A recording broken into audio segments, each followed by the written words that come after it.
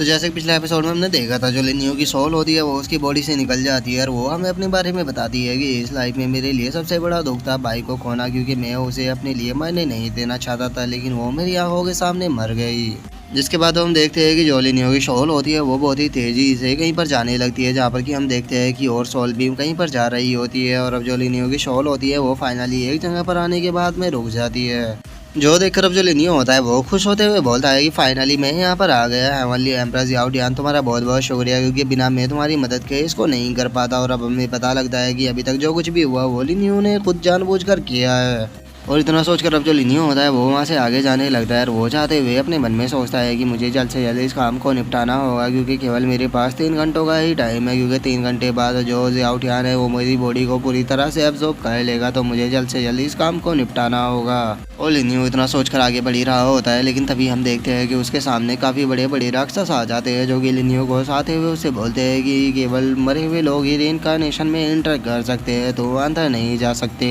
जो सुनकर जो लिनियो होता है वो अपनी गोल्डन बॉडी की सेकंड फॉर्म को निकाल कर एक ही अटैक में उन दोनों को ख़त्म कर देता है। उन दोनों को ख़त्म कर देने के बाद जो लिनियो होता है वो गुस्से में आगे की तरफ देखते हुए बोलता है कि मेरे पास इतना टाइम नहीं है कि मैं तुम्हारे साथ में यहाँ पर खेल सकूँ, क्योंकि मुझे बहुत ही जल्द इस काम को निपटाना है। और इतना बोलकर हम देखते हैं कि जो लिनियो होता है वो वहाँ पर जितने भी डीमन होते हैं उन्हें एक एक कर ख़त्म करने लगता है।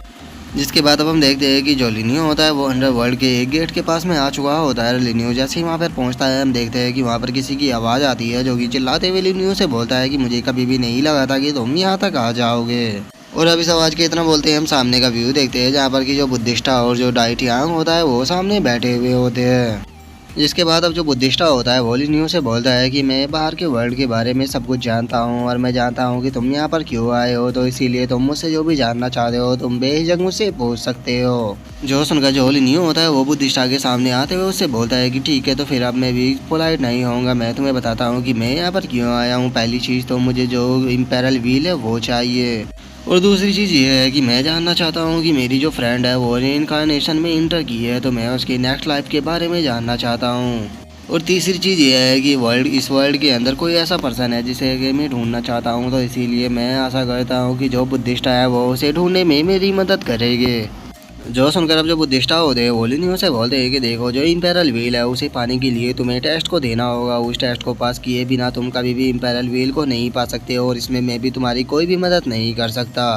क्योंकि ये रूल गॉड्स के द्वारा बनाया गया है और इस रूल के अंदर मैं कोई भी इंटरफेयर नहीं कर सकता। लेकिन हाँ, मैं तुम्हारे फ्रेंड की सिचुएशन के बारे में बता सकता हूँ कि उसकी जो अब ये रीइंकार्नेशन के बाद में जो लाइफ है वो कैसी है, तो मुझे पहले उसकी प्रीसियस लाइफ के बारे में बताओ कि वो आखिर कौन थी। जो सुनकर जो लिनियो होता है वो बुद्धिस्टा से बोलता है कि उसका नाम बाई था और वो अल्टीमेट डिवाइन सेंस को पोजेस किया करती थी।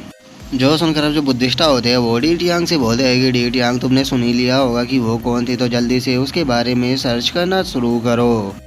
जो सुनकर अब जो डी टियांग होता है वो भी अपनी पावर का यूज करने लगता है और वो अपनी पावर का यूज कर भाई के बारे में पता लगाना शुरू कर देता है। और अब थोड़ी देर ढूंढ लेने के बाद जो डी टियांग होता है वो लिनियो को बताता है कि हाँ, वो लड़की रिबॉर्न हो चुकी है और वो तियानु बायोन की जो किन फैमिली है उसके अंदर रिबॉर्न हुई है, और अगर इसकी बात की जाए तो ये स्टेरे स्काई का एक पैलेस है। जो सुनकर जो लिनियो होता है वो डी टियांग से बोलता है कि अच्छा, मुझे उसकी लाइफ के बारे में बताओ कि उसकी अब जो लाइफ है वो कैसी है। जो सुनकर अब जो बुद्धिस्टा होते हैं वो लिनियो को बताते हैं कि देखो, हमारी बातें करने के लिए हम लोगों के पास में 30,000 से भी ज़्यादा शब्द है, लेकिन जो ये लव होता है ये सबसे ज़्यादा हर्ट करता है, तो इसीलिए मुझे लगता है कि तुम्हें उस चीज़ के बारे में नहीं पूछना चाहिए जो कि तुम्हें फ्यूचर में जाकर और भी ज़्यादा हर्ट करे। और बुद्धिस्टा की अब इस बात को सुनकर हम देखते हैं कि जो लिनियो होता है वो भी थोड़ा सीरियस हो जाता है और वो सीरियस होते हुए बुद्धिस्टा से पूछता है कि मैंने कहा मुझे उसके बारे में बताओ। जो सुनकर अब जो बुद्धिस्टा होता है वो भाई के बारे में बताने लगता है कि वो लड़की रीइंकार्नेशन तो होने लगी है, और अगर उसके टैलेंट की बात की जाए तो उसका टैलेंट भी एक्स्ट्रा ऑर्डिनरी है, लेकिन उसके पास में ज़्यादा लंबी लाइफ नहीं है और वो केवल 3 मंथ तक ही जी पाएगी।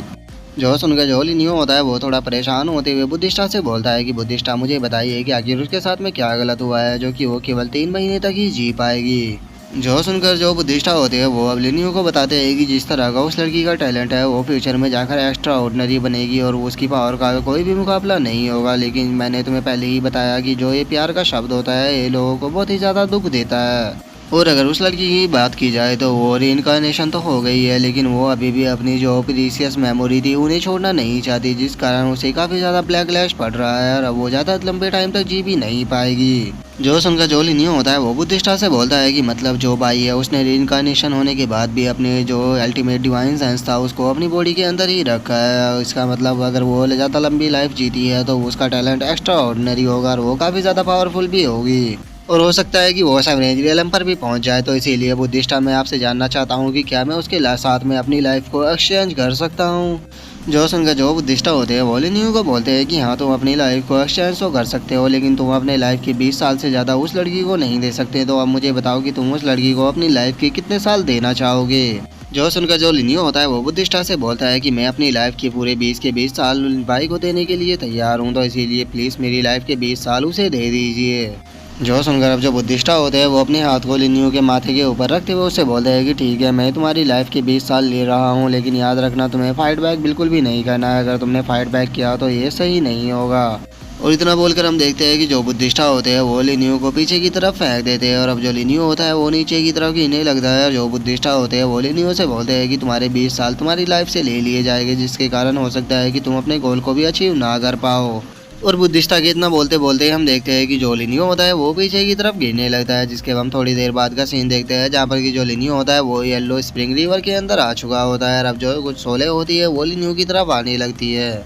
और वे जो सोल होती है वो लिनियो की बॉडी के अंदर भी घुसने लगती है, जिस कारण हम देखते हैं कि जो लिनियो होता है वो उन सोल की लाइफ के बारे में देख पा रहा होता है, जहाँ पर कि एक बंदा होता है वो चिल्लाते हुए बोलता है वो मैं हूँ जो कि इस माउंटेन का किंग बनेगा और मुझे आज माउंटेन के किंग बनने से कोई भी नहीं रोक सकता। और अब इस चीज़ को देखकर जो लिनियो होता है वो शौक होते हुए अपने मन में सोचता है कि मैं तो इन लोगों की लाइफ को भी देख पा रहा हूँ, ये तो काफ़ी ज़्यादा अजीब है। और लिनियो के इतना सोचते सोचते हम देखते हैं कि लिनियो की तरफ और भी काफ़ी सारी सोलें आने लगती है, जिन्हें देखकर जो लिनियो होता है वो देखते हुए अपने मन में सोचता है कि लगता है अब टाइम आ चुका है मेरे लाइफ के 20 साल ख़त्म होने का। और इतना सोचकर अब जो लिनियो होता है वो वहीं एक जगह पर बैठ जाता है और हम देखते हैं कि वहाँ पर जितनी भी सोल होती है वो लिनियो की बॉडी के अंदर जाने लगती है। जिसके बाद अब जो लिनियो होता है वो अपने मन में सोचता है कि मैं जब अपनी लाइफ के 20 साल दूंगा तो मेरे सामने लाइफ एंड डेथ की सिचुएशन आ जाएगी, जो कि एक रीइंकार्नेशन की तरह होगा। और अगर मैं इस रीइंकार्नेशन से ब्रेक थ्रू कर जाता हूँ तो उसके बाद मुझे जो इम्पेरल व्हील है उसे मिलने का मौका मिलेगा, जिसके बाद मेरे पास एक काफ़ी अच्छा मौका होगा जिससे कि मैं इम्पेरल व्हील को पा सकूँ। और लिनियो के इतना बोलते के साथ ही हम देखते हैं कि लिनियो की बॉडी के अंदर और भी काफ़ी सारा सोल घुसने लगती है और कुछ सोले लिनियो की बॉडी के अंदर से बाहर निकलने लगती है। और हम देखते हैं कि धीरे धीरे कर जो लिनियो के 20 साल होते हैं वो उसकी लाइफ से ले लिए जाते हैं। जिसके बाद हम देखते हैं कि जो लॉ ऑफ रिइंकार्नेशन होता है वो सक्सेस हो गया होता है। जो लिनियो होता है वो खुश होते हुए अपनी आंखों को खोलते हुए बोलता है कि फाइनली एम्परर व्हील अपेयर हो गया। और लिनियो के इतना बोलते के साथ ही हम उसके सामने का व्यू देखते हैं जहाँ पर कि एक काफ़ी बड़ा आर्टिफैक्ट लिनियो के सामने आ चुका होता है। और अब इसी के साथ में जो हमारा आज का एपिसोड है वो भी यहीं पे कंप्लीट हो जाता है। तो अब नेक्स्ट एपिसोड में देखेंगे कि आगे क्या होता है। अगर आप लोगों को वीडियो अच्छी लगी हो तो लाइक करना, चैनल को सब्सक्राइब करना। मैं मिलता हूँ नेक्स्ट एपिसोड में, तब तक के लिए बाय बाय गाइस।